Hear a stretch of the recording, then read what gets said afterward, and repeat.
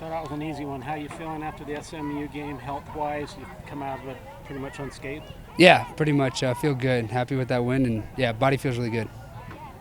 We're talking to A-Rod about ball security. He said a couple of things were preventable. How do you adjust just to try and make sure that those types of things, you and the offense, don't happen moving forward? Just learn from everything that happened, and then come out better the next week. And that's kind of what I've been doing all week this week, and what we're going to do next on Saturday.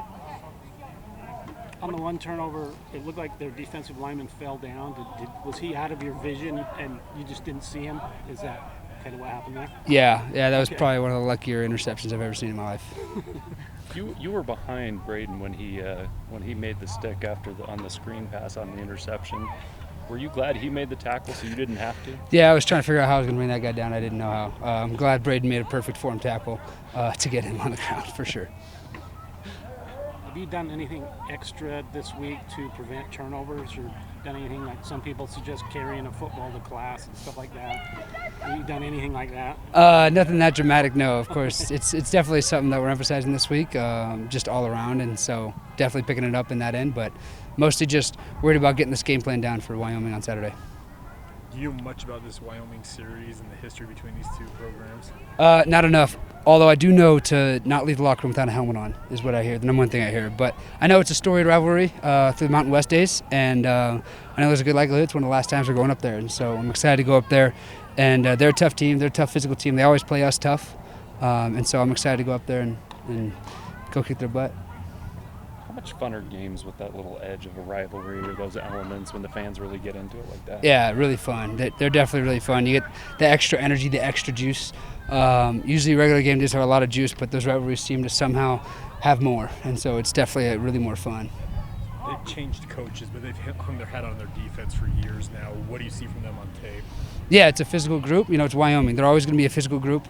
They're always going to play tough. They're always going to give BYU their best, there's no doubt. So we're ready for them to come out physical, and we're going to try to be more physical than them and attack them in areas where we think we're going to have a lot of success.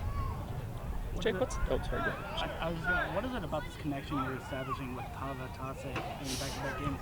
Obviously with the touchdown for a guy who he had a little bit of rep last year, as you know, as sort of blocking tight end, I guess. So what's kind of he done, I guess, to just get open and sort of establish himself as well? Tava's an incredible player who's making plays left and right.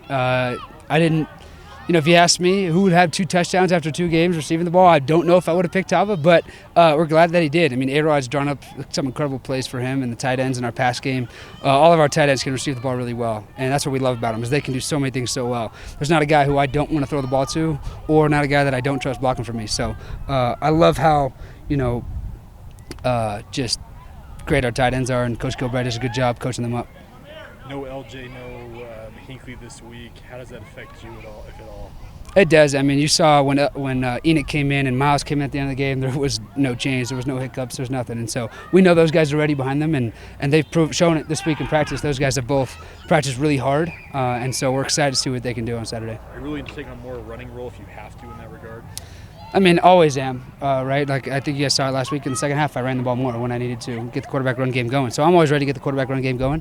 Just wait for A-Rod to call my number, and I'm cool for it. I also love throwing the ball. So you only get so many opportunities on the D-ball just because of the nature of what defenses do. When you go back and watch film and see a couple of near misses, I know there were a couple against SMU. What do you do? Because the margin of error on those is usually pretty thin. Yeah, you just keep working it with the guys, right? You just keep getting after it, getting to the next game plan and getting to the next deep ball. What's it going to be? We hit a couple in practice yesterday really nicely, and so excited to see if we can throw it downfield against these guys on Saturday. Anything else? Okay. You guys good? All right. Sweet. Thanks, Jake. Yeah. Appreciate it. Good luck this weekend.